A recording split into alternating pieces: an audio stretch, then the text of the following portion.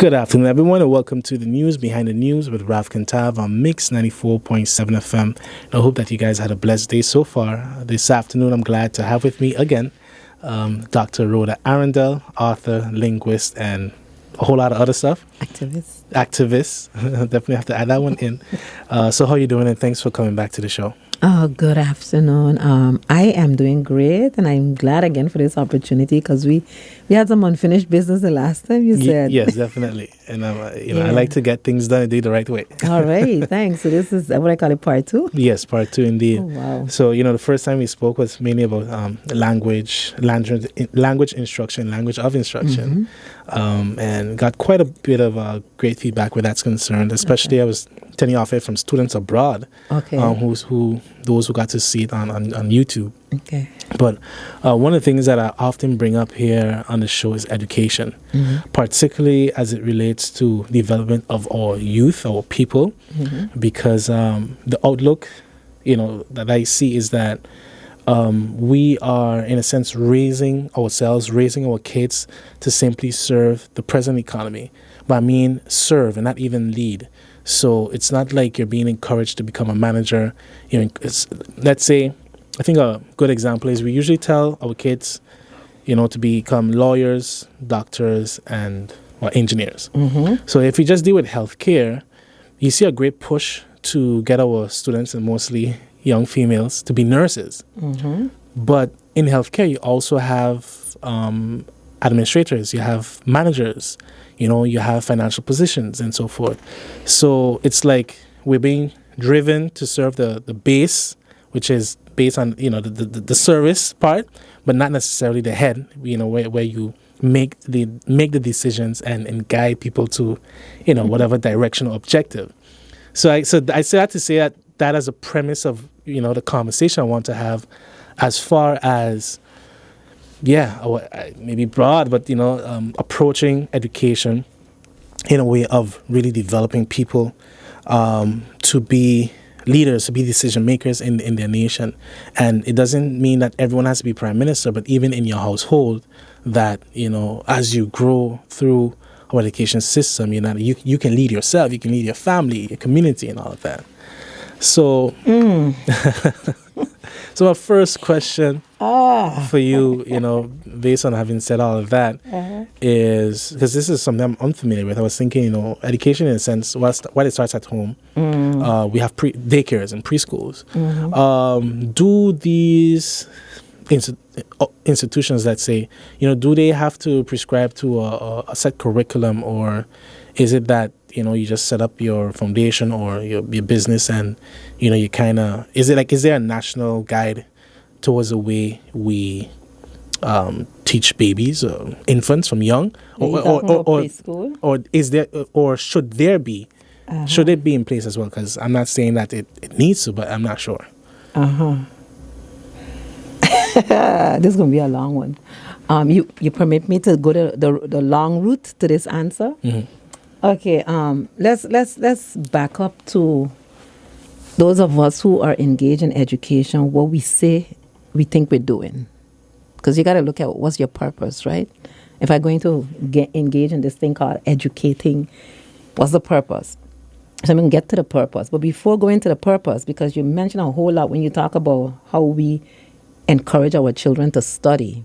And I'm going to go back to how do we get to what we call education on St. Martin in the first place, right? Our education system that we currently have, both sides of the island, was not created for us. Was not created for us based on who we are as a people and where we want to go as a nation. Our system that we have inherited was based on European models and European ideals to serve European people in their colonies, right? That's the reality. You can't disconnect what's happening now from what happened and how we got here. And you need to acknowledge that. Once you understand that, now you understand how you go about changing it if you want to change, if you want changes. As long as we continue to have a system that promotes, first of all, elitist type of education. And you mentioned some key professions there, doctors, lawyers, engineers, right? If you have a system that is only promoting it. And why do I say promote a certain type of education? You have a system where at the age of 12, but just when a child is becoming into who he or she is, you give this exam, entrance exam for secondary school, the whole FBE conversation. And then from that exam, this is where the whole child's future is going to be connected to an exam, which is the stupidest thing when you think of it. But what we do, we give you the exam and we say, this exam is going to determine your level of smartness, your intelligence, but it's also going to stream you in a certain direction, right? So we have some numbers, some of it very arbitrary, and we say based on these numbers, this child should go in this conversation, in this direction. And so we've had conversations over the years. She's good with her hands, not with her head, and she better with, So that's already, to me, that's where part of the problem is. So when you start off like that, you've already, number one, put in the head of the children and their parents and the wider society that certain types of education have more value than others. You've already set that trend. Some parents, when they hear their children go to a particular school, the world is falling apart, their children too good to go to that school, so they ship them abroad. Because they find a system somewhere else that's going to cater to their child.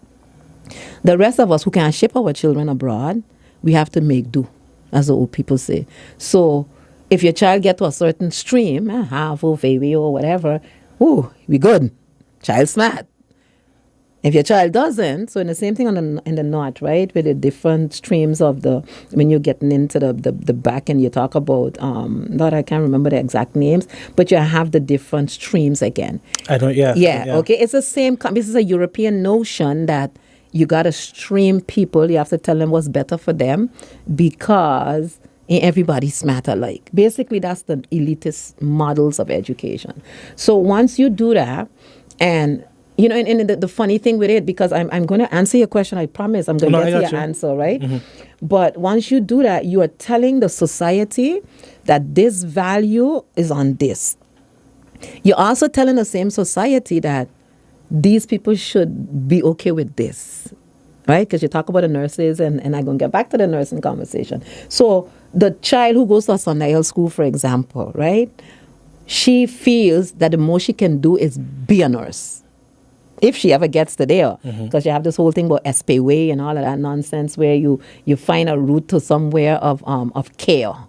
But you hear these children get excited because they feel somebody's already told them this is the most you can become. And so now they and their parents are very happy. She's going to be level 3. And, my child going to have a level 3. She's going to be good and she's going to be... And nothing wrong with it if that's what a child wants. Yes, I have no problem with it if the child says, my passion, my feelings is for this. I want to do this. I have a student who, they call her very bright, and she went to Harvard. She wants to do culinary arts. Oh, you're too smart to do culinary arts. What is that? Child is doing fine where she is as a chef. That's what she wants to do, right? Same thing with my son. He shouldn't do why you putting him in this is... Child picks what he wants. But the system is going to decide where you go. I disagree with that kind of education system. I am saying... every child, once it arrives here on planet Earth, has the same potential, right? And the potential to be its biggest and its best. And what we need to do is create a system that permits that child to become its biggest and its best. I am saying the system that we have on both sides of the island does not permit the child to become its biggest and its best. And I'm saying it doesn't say it for all. I'm saying every child should have the same access. Right? So now let's go back to this conversation about the nurse versus the thing. As long as you maintain a system of education where, first of all, let's talk about language of instruction, because this is where this comes in. Where the language of instruction is not your people's language, your children's language. You're not going to get your biggest and your best. You're going to get, first of all, a small handful that might be able to survive in spite of in the system. And from that group, you're not even going to get your biggest and your best because the whole educational process, which is a journey into self-expression and self-growth and expansion, that child is going to be limited to what the language will permit him to do. this foreign language. So yes, I can answer your question. I can say, yeah, Manir, but I can't have a full conversation with you about how I really feel about that conversation where you just brought up, right? So you're not getting the best out of your child. Now I'm going to come back to our system.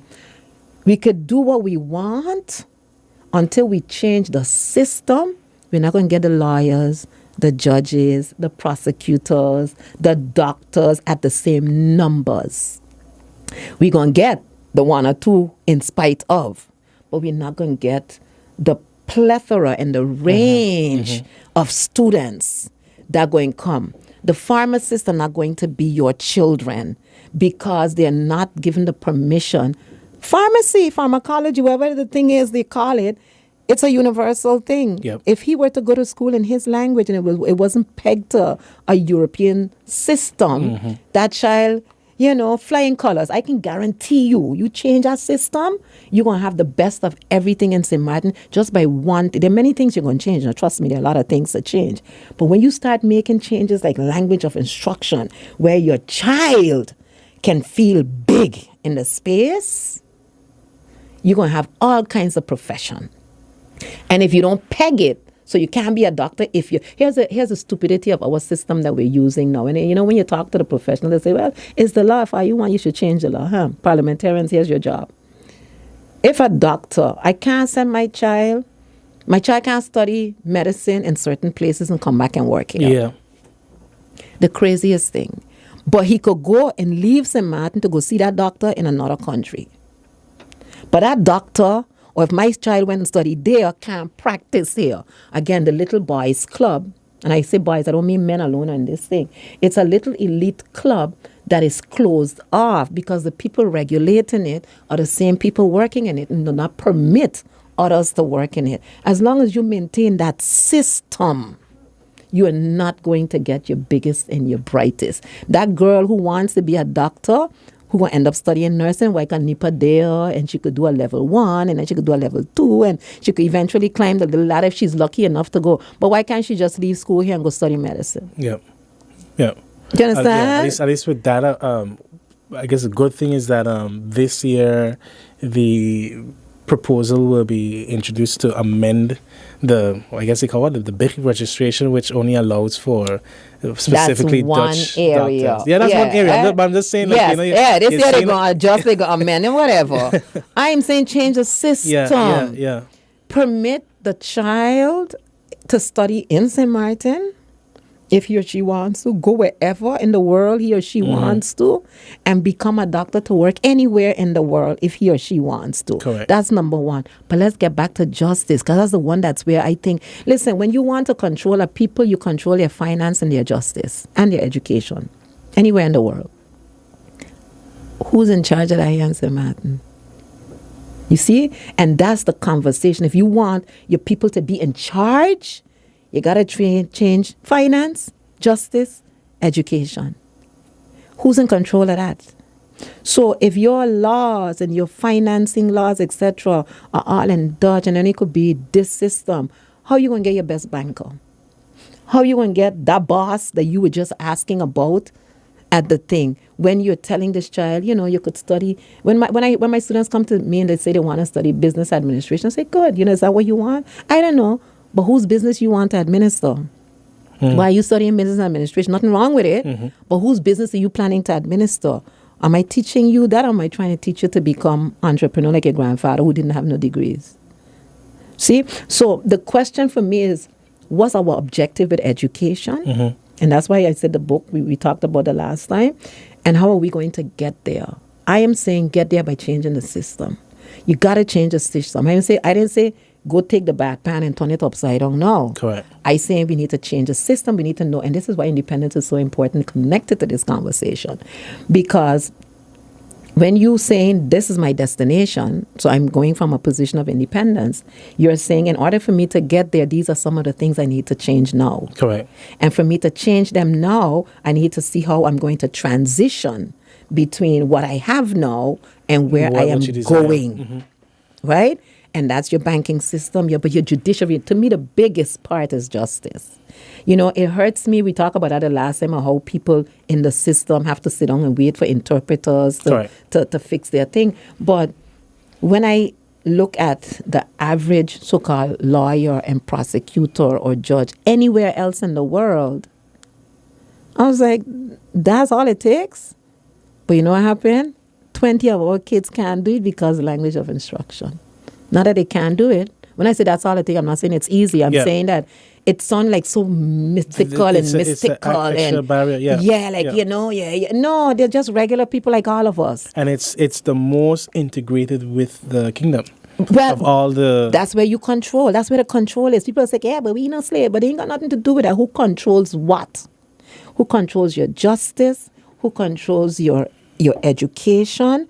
And who controls your financing? That's where control is. And if you're not putting yourself in the position where you can run it, you're going to be forever serving. You said serving. You're going to be forever serving as opposed to, determining. Because you might want to go left, but the system says, no, you got to go here, the last in touch. Well, you got parliament functioning every day in English. And then come tell me about the laws in touch. And even in terms of that public engagement, if we talk about democracy, your people have a right to review any changes. Right. But here's the thing. If no effort at least is being made, here is a English, perfect example would be the budget, for example. All in Dutch. But here's the stupidity of it. Here's when I say the stupidity, I mean the absurdity, right? You presenting it in English, you're speaking English to communicate it. You have it written in Dutch for two things. Laziness, we call it academic laziness, because you don't want to do it in English, but you're going to tell me what the law's got to be in Dutch. No, there's no reason for it. We talk about that already. So write it so that your people can understand it. But maybe too, you don't want the people to understand. That's another thing. Yeah. Because only so many people can engage now. It's again elitism. Right? Only so many people will be able to scrutinize, will be able to engage, and we'll be now you have all these experts out here in the private sector that could probably lend some expertise and advice, but they cannot participate or engage because you're using the foreign language to do. That's number one.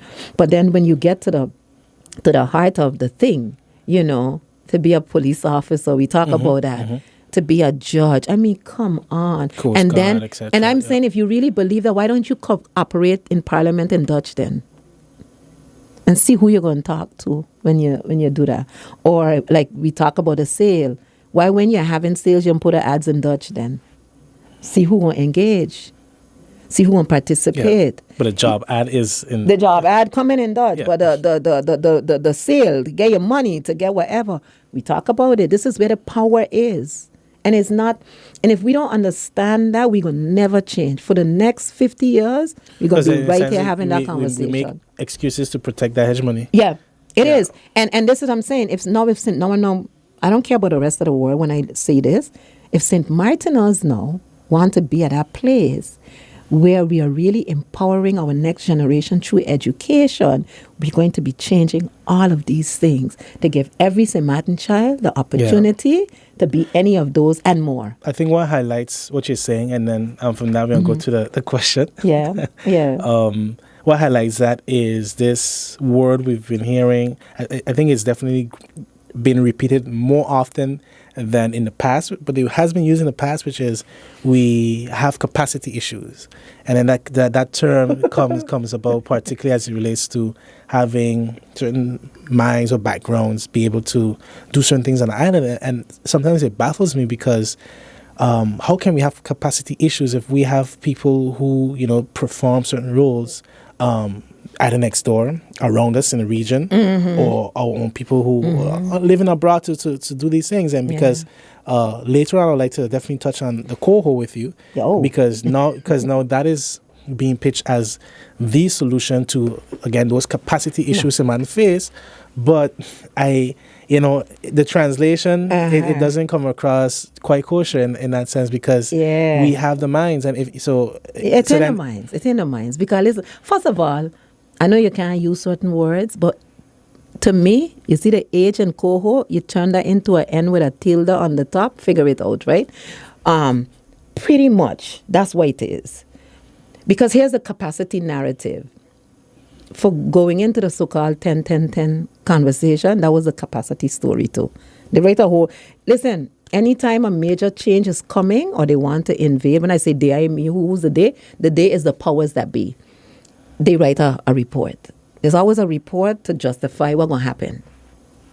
And so there's a report that comes out and say, oh, we have capacity issue. You're going 10, 10, 10. You know, your structure need to look like this. So now, like I said, you need to have a doctorate degree to file papers in certain offices in government because we ain't got no capacity. So you have a super top heavy administration.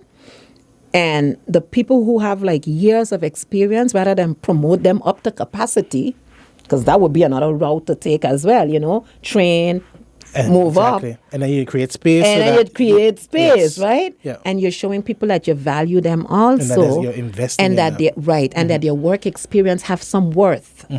There are systems of education that says experience for credit.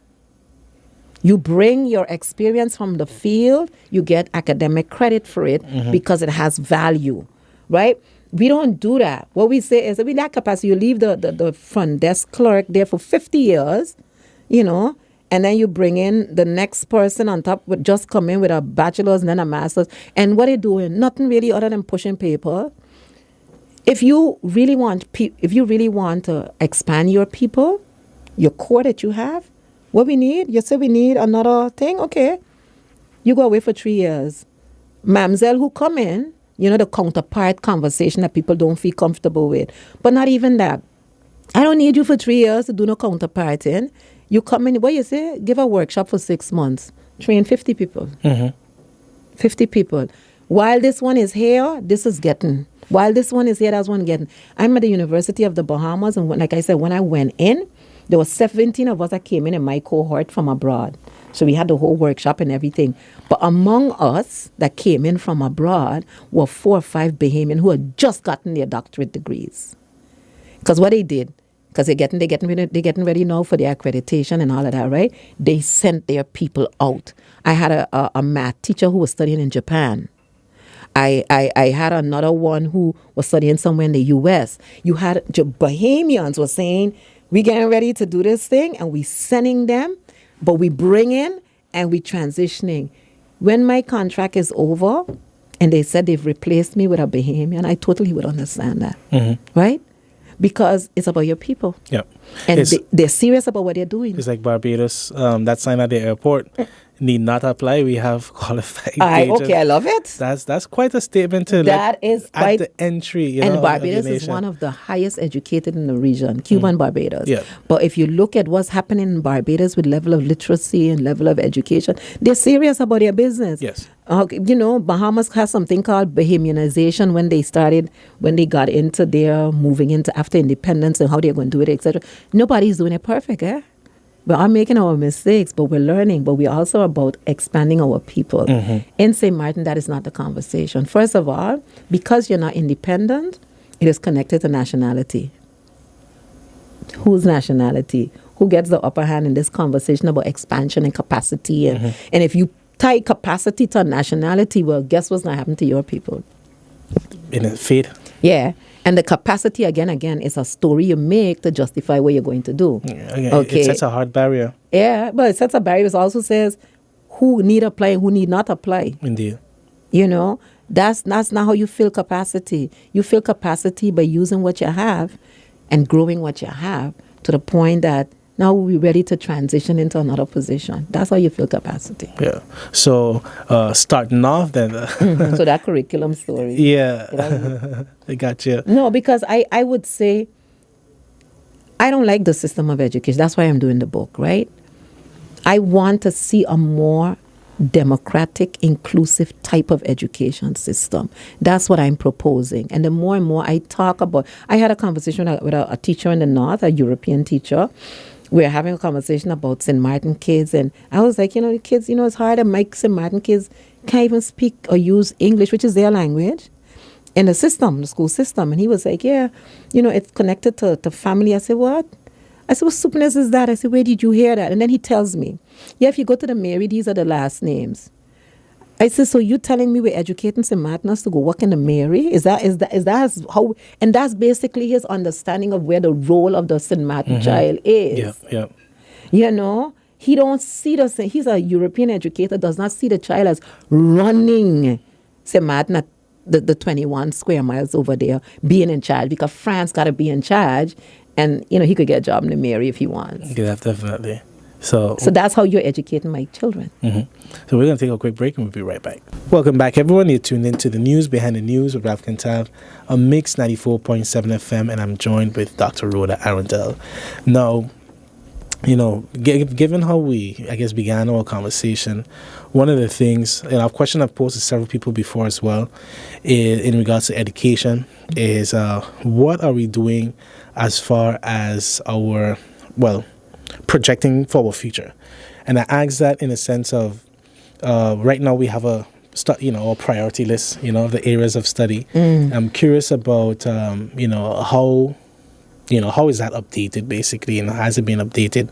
But more so in particular because, as I said in the beginning, you have where we are training our people for service, but one of the things we also say is that we want a diversified economy, and we want, a more introduction of technology and all of that.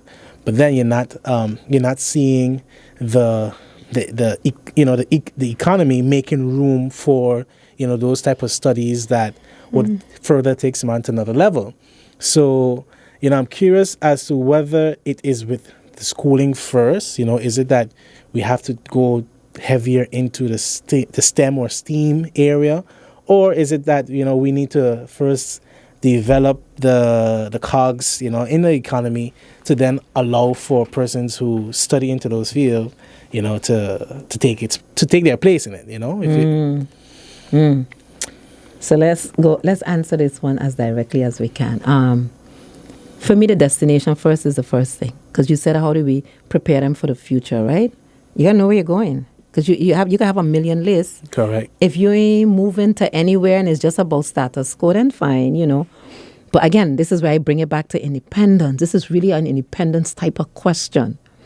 If I say, for example, Ralph, right? We are going to become, or we've made the decision, because you got to make the decision first. Because if you ain't make the decision to go, you forever in this vortex going and coming, right? But let's say we have made a decision and we're going to become independent in, let's say, 7 years. I like 7. 7 is a nice number. Coho trying 6 and CFT was 5. I'm going with 7. Let's say we want to do that. So if we're going to become independent in 7 years, then we say, okay, now we have a priority list, because now we can make a real priority list, because we know we need a head of a central bank. We need a central bank and its staffing. Who do we got and who do we need? You make a list. We know that we probably going to change a political structure. Yeah, maybe going to change. Let's say we do what they calling it now, constitutional reform. We don't like the system. Maybe we're going to need a couple of this and a couple of that. We're going to be in charge of our own judiciary.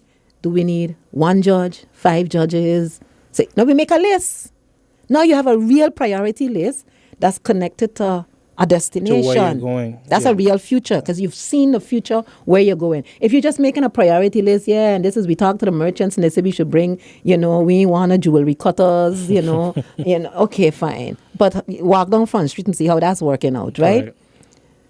So you make a list going on a destination, and because you're clear what a destination is, now you're mapping the road to the destination, and your priority list matches that. So we're going to send Ralph to Jamaica for another 5 years, because he's going to be head of our communications department. Central bank training going on. Then over here by the tax office, because we're going to transition to this new tax system, we're sending people in 5 different jurisdictions to study all kinds of taxes, and we're giving out scholarships for that.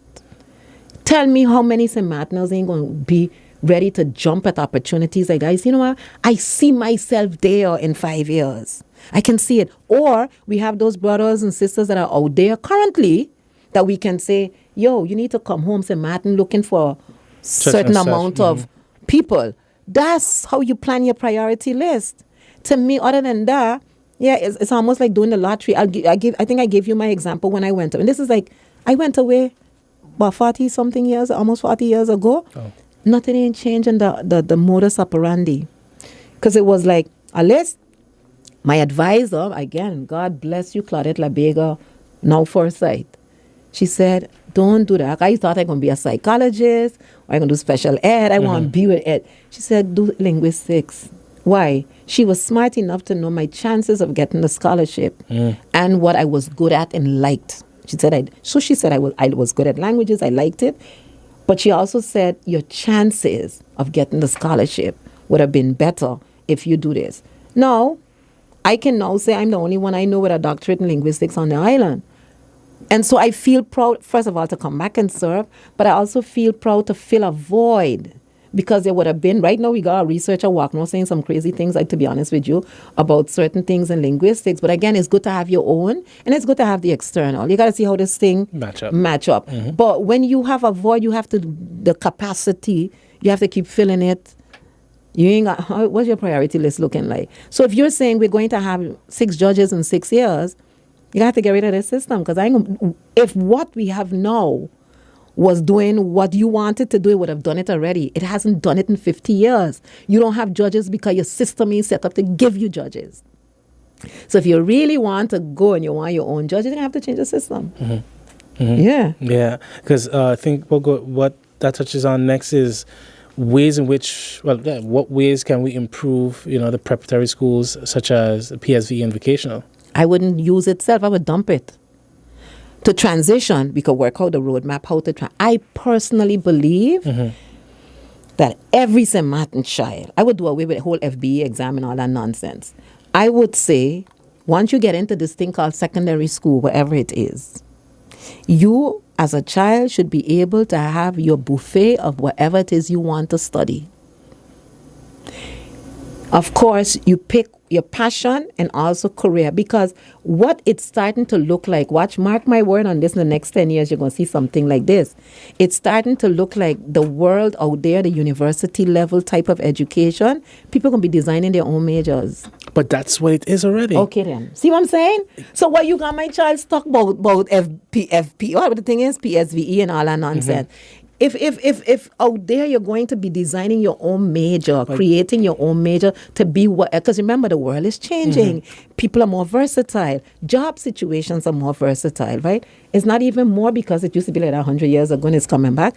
But now, and then how you're going to have jobs that don't even exist. That don't exist right now. And so you got to be right. Man, you on, right? You got to be the kind of education that you got to cater to. There are certain core things that every education system going to have regardless. So I have a question based on that. So is it that, obviously government has its role there, but in a sense, can you, I don't want to say dictate, but how much influence would you have then on the foundations, the school boards?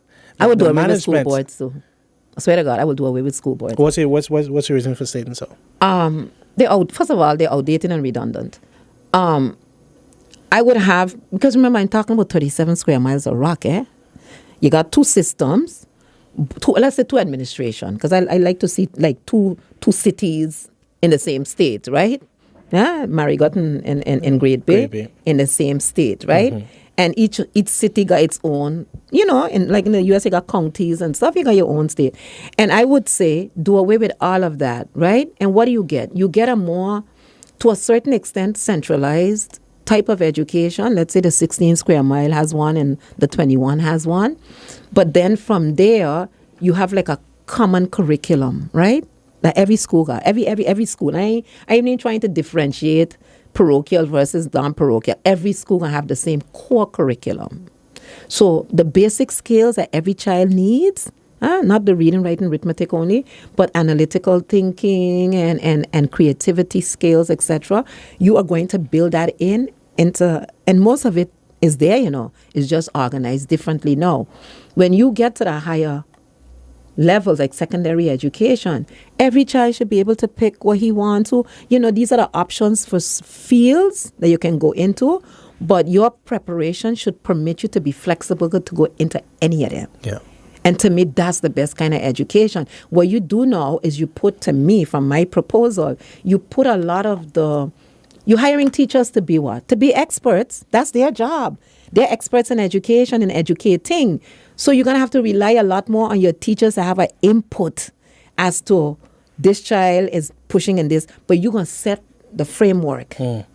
And when you set the framework, from, let's say, the central, let's say the Directorate of Education. I don't want to use any words that currently exist, but let's say we call it the Directorate of Education, and the Directorate of Education now says this is the core teacher in school, St. Peter's. You might go about executing differently than school Dutch Quarter, because you have a different body of students. You have a different reality on the ground. You're meeting the core. You're making sure that they know about this in St. Martin history and language and culture. You make sure that they have a minimum level of financial literacy. You make sure they have a minimum level of technological skills. Every child, every child. If the child says, look, I have no interest in technology, don't harass me. You say, okay, you fulfill the minimum, whether you're first year, you're second year, you can move on. Move on. Do whatever it is you want. If you do that, you get better human beings, number one. Yeah, yes, exactly. You get fuller human beings in terms of their participation now. Yes. Because you've now trained them also in things like civic duty, and because those are core, Yes. right? Civic responsibility, etc. Every child, you ain't got to be running around behind him to go pay taxes. He can almost do it automatically because he understands how he fits in the puzzle. There are a lot of things that you can do better in the society by changing your education system. I'm saying get rid of, because what is has not served us. If it was supposed to do it, they would have done it already. And you've had, for me, if you got a good 20 years already. We got more than 20 years. Yeah, so that's what I'm saying. We got 50 if you got more than 20 years, that should tell you. We start FBE, we change it, we gone back, we somewhere in between, now we're going to go, and then we're going to talk about this cohort thing, because it only getting crazier with what I see coming with cohort. So I like what you said, reason being, because I remember talking to a couple people and saying, I feel like our generation is the last to get that college experience, to that actually, in a sense, kind of needed it. Because from now on, and this is a thing too you see with the world as well, whenever a shift is coming, systems, bodies, let's say bodies that protect certain systems, they eventually capitulate. Yes. Because they can't go against the grain. They try as much as to maintain it. So the education system of the world, you have a situation where if companies, let's say some that make a parent proud, my son is working for Google or for Facebook or Meta or whatever. Yeah. These companies are actually offering even high school dropouts. Yeah. Training. You could do a certification and be hired by the company. Meaning to say you don't have to do that 4, 6, 8 years of college. So what the universities themselves are doing, they were like, okay, well, we can't continue the old style way. They're offering certification programs. Yep. So that mending of your study is happening. And it will happen to the point where really, again, it is changing. That old way of learning is not, and again, it's not necessary. When we plan it, we got to see the 20, 30 years ahead. And since because of this whole, the rapid speed of the change of technology, a lot of it is still unknown. And I think COVID gave us a good opportunity to see how a lot of it is still unknown. Yeah. So you also need a flexibility, right? Yeah. You need a student who's able to switch from here to there. He need critical thinking skills regardless of what he's going to study. Yes. Right? He need to be able to analyze documentation. You got to read a little bit. We also need to be able to write, not necessarily write with paper and pen, but you need to be able to string things together to communicate orally and in writing, right? So those are basic skills that every child going to need. That's what you build on. But that's also in tune with the human spirit. You're helping the child, you should be, to connect more inward. That education that feeds the inside, when you feed the inside, you get more on the outside. Exactly. I'm glad you said that, because one of the things I had here is Performance Arts Center. We have... this goes back to maybe your time, 2010, and before that. Yes, because since being in primary school, this has been a talk. Yeah. I remember seeing Trinidad's Center. Oh my God, phenomenal! The Performance Arts Center. I know. And I'm curious about what steps do we take to finally, make such an investment, that our youths can see, really see something being done on their behalf. Not just that you have a shell, of just a space where you could put on a few shows, but also a training ground. Okay, don't get me wrong, Rav, don't get me wrong. I think a center is important. And the one that I had proposed was a performing arts and conference center, because I think it should have multiple purpose, right? But I think that's a secondary. I swear to God, secondary. How so? Go to Cuba and see their performance arts center. I seen the one in Trinidad and I see the one in Cuba. Okay? So the center is important, don't get me wrong. But to me, the programming is more important. Well, yes. You don't need a center to do a lot of things that you could be doing now. And we're not doing them and we're blaming it on not having a center. I disagree. It's the same thing with sports. Well, no, because we have NIA and... We have them, and you see how Clara gets created with a correct. little black box and thing. Not that we don't need a performing arts center, we do. But to me, the more important than anything else is that performing arts curriculum that every child gets access to, right? In every school, because your doctor may like film, or your child who's going to be a doctor may like film. And why can't he do the two while he's studying, right? Why he can be a singer while he's studying to be a dentist, all of that. To me, that's where that is more important. Why the education system got to change first.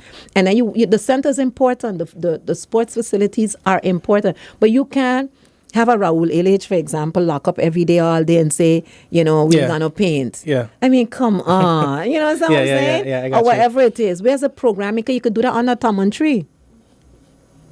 You could, when you had no centers and facilities where we used to practice. In the park. I remember running a Raul LH. Even he had, now you run rock stones, no shoes. We ain't got no shoes, but we had sports. So that's secondary. Okay, I got you.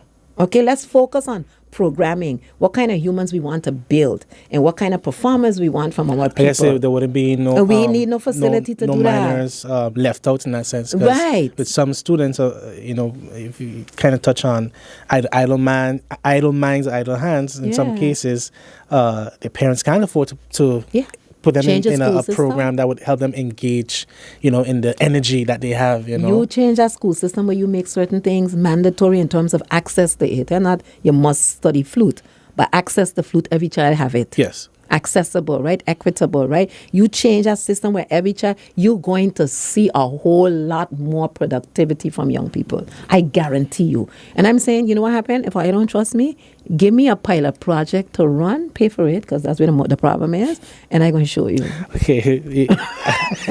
In interest of time. Yeah, give me the money. In interest of time, I have to touch on this last subject, which also deals with financing, because as far as the University of St. Martin, it has faced many challenges. They sell out the university. I could say it like that.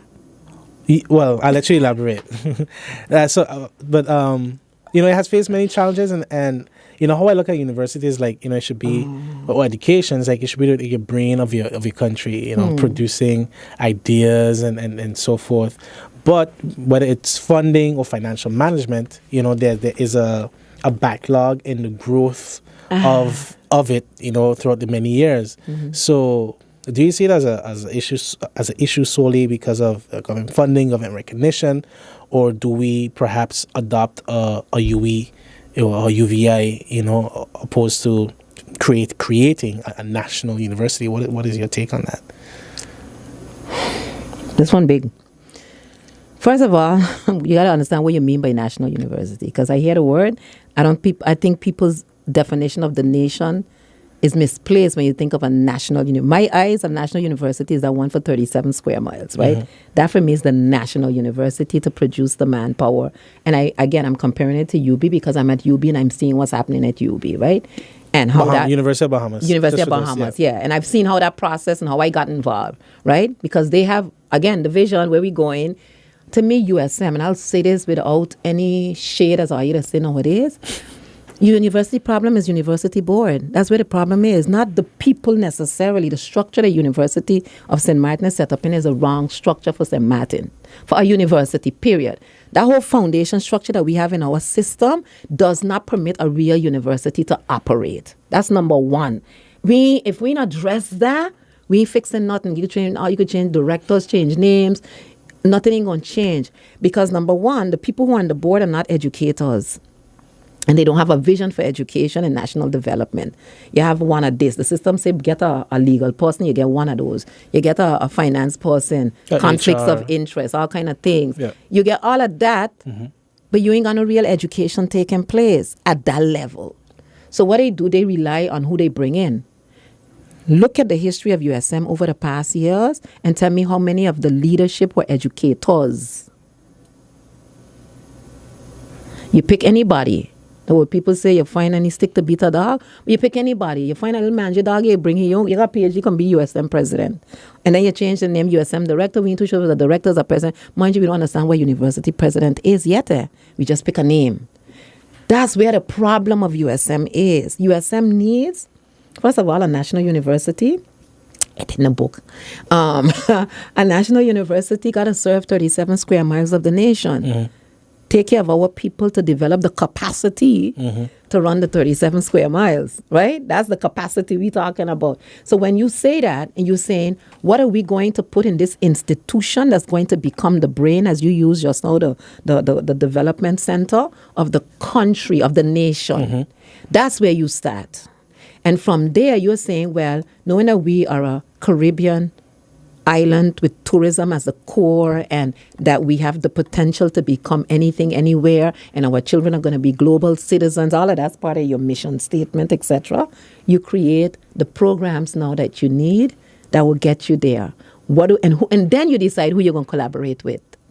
Right? Because your collaboration, again, has to be based on your interests. And your vision. On your vision of your national development. But you also want to attract foreign students, right? Maybe that's part of the vision. You want to attract foreign students. So, since you could nowadays, you call this the nomad, the business part, the nomad student. You could study in St. Martin. That's my book is called actually A World-Class Education from St. Martin, right?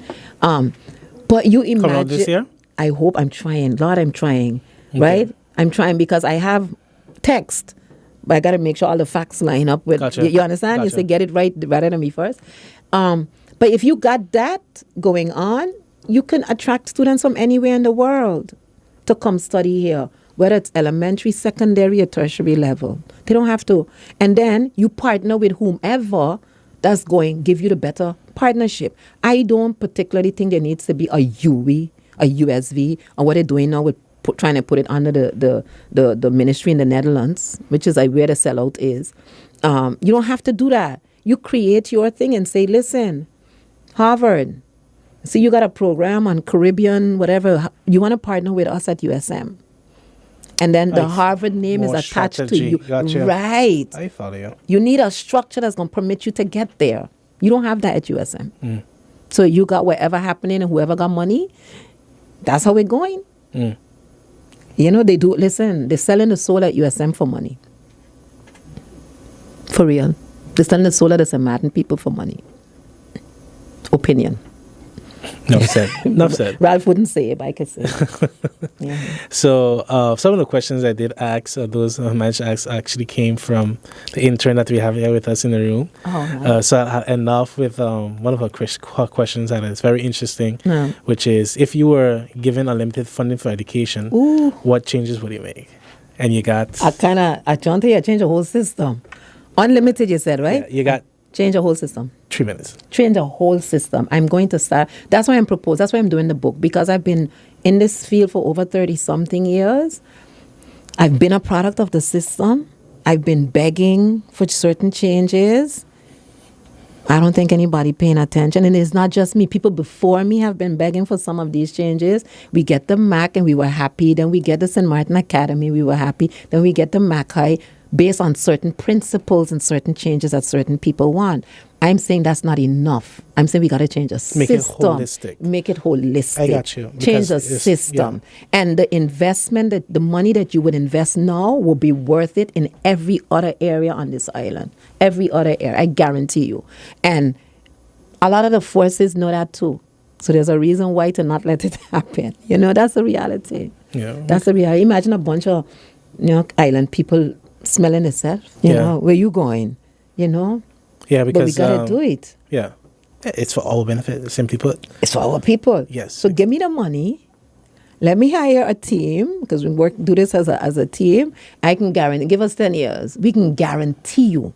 Is that a challenge? Do you have somebody who's watching that? I can say, yeah, if you have the money, give us the money. Yeah, in 10 years, and we're going to fix it. Yeah. Gotcha. Yes, and we have the capacity to. We been have the capacity. You can't get 400 years of slavery that build an empire everywhere else in the world, and they ain't got the capacity here. Come on. There you go. There you go. So with that, thank you so much, Rhoda. Part 3 soon. Yeah, whenever you. And to our viewers and listeners, I hope that you guys definitely also enjoy this conversation, but that it challenges you to think about different things, specifically where education is concerned. So with that, be sure to tune in again tomorrow and take care. Yes.